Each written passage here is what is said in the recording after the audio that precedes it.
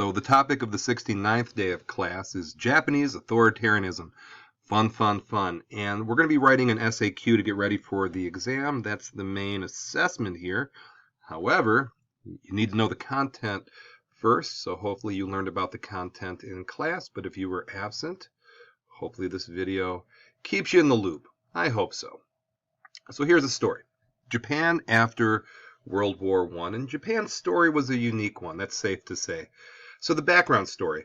Now, Japan had limited participation in World War I, so the result of that was Japan's economy grew during the war, where other economies in the world were absolutely beat up by the war. And in the 1920s, Japan continued its momentum from the Meiji Restoration and continued to become more democratic and more westernized. In 1925, all men could vote.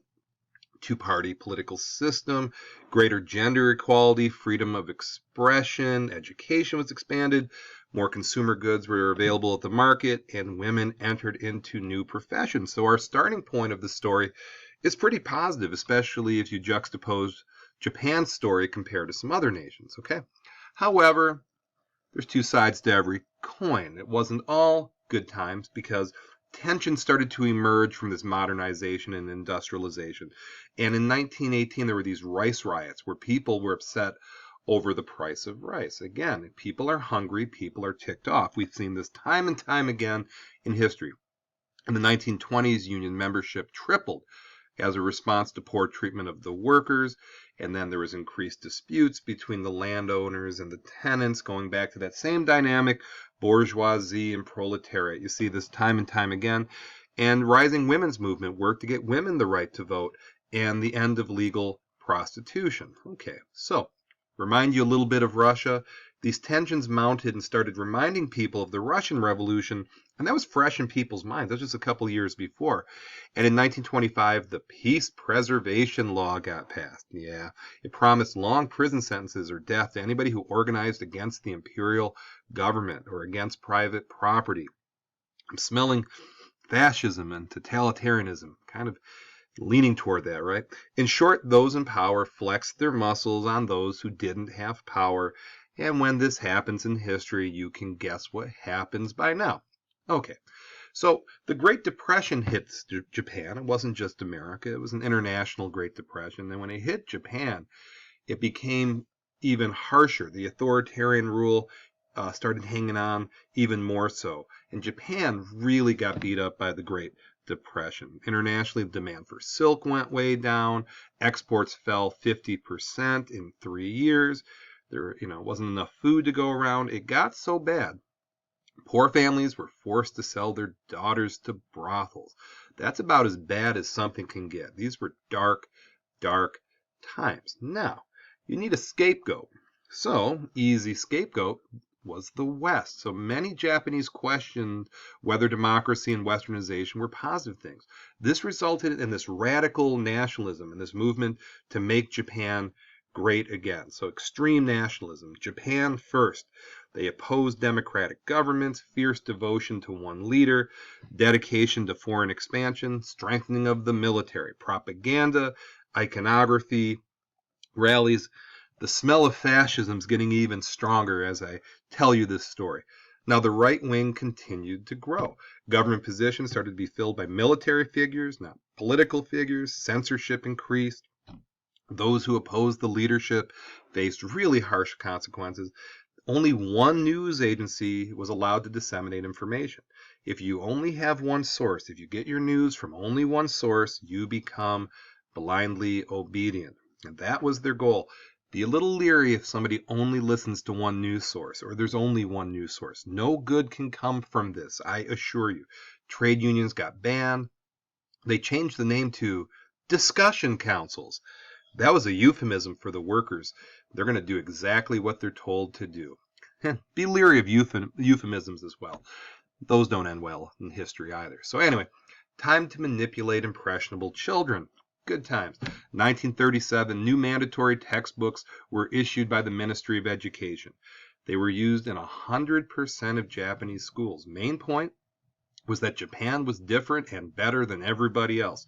Students had to be more physically fit, and physical training was mandatory. think they might be getting ready for war. Sounds like a little bit. Baseball and other Western sports were switched with mandatory martial arts training. Yes, the writing is on the wall. Okay, and this authoritarianism gets support. When the Great Depression ends in 1937 for Japan, they felt it was because of this strong nationalistic authoritarian rule, and the government would put unemployed people to work building armaments and public work projects, this kind of thing. Once people got some money in their pockets, they were fine with whomever was running the show. Just like a lot of other countries in history. Can you think of any? And as Big Worm said, when you play with somebody's money, you play with their emotions. Maybe the most true expression of history that I have ever heard. Okay, so differences between Japanese authoritarianism and fascism in Italy and Germany. So in class we went over that. You can pause this slide to do the same thing yourself. And Japan became imperial. And Japan believed it should have been given more land in the Treaty of Versailles after World War I, which was a fair critique, and they were ticked off about it as they should be. You've heard me say this before. Treaty of Versailles, one of the most boneheaded decisions in human history. A lot of negative fallout because of that failure. The Japanese imperial ambitions began to grow. The military became the chief focus in Japanese society, and they were successful. I mean, Japan really was militarily successful from the time of the Meiji Restoration till the end of World War II. That's a good run. And this success emboldened them. Success creates confidence, and you can understand why they were so confident. Okay, now, the Japanese committed some horror shows. What they did to the people of Manchuria was absolutely horrible. They beat Russia in the Russo-Japanese War of 1905. The Japanese fear was that growing Chinese nationalism would threaten them, so they had to nip it at the bud. That was their rationale for their evil. They seized Manchuria in the harshest, most evil of manners, and the Western powers were really unhappy about Japan's actions because Japan crossed the line. I don't care what context in any time. It's safe to say, most of you will probably agree, Japan crossed the line. Now, China was on the bad end of the stick because when the Japanese invaded them, they committed unspeakable acts of violence. And I think this mountain of human heads gives you a nice, pleasant visual to give you an idea of this. In some Chinese villages, the Japanese killed every man, woman, and child, 100% eradication. The rape of Nanjing may be one of the most cruel, horrible acts a military ever committed. Absolute horror show for the Chinese. Okay? But this emboldened Japan to continue their ways. On December 7th, 1941. They attacked the United States at Pearl Harbor. Okay, so they were so emboldened, they went after America. Now, we know how this ended. I think a lot of you do.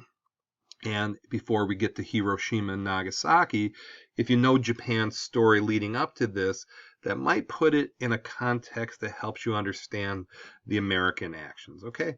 So pretty straightforward AP content day, and hopefully you understand the story of Japan and how Japan, like a lot of other nations during this time, went into fascism, and fascism does not end well. Safe to say. Okay, thank you for watching.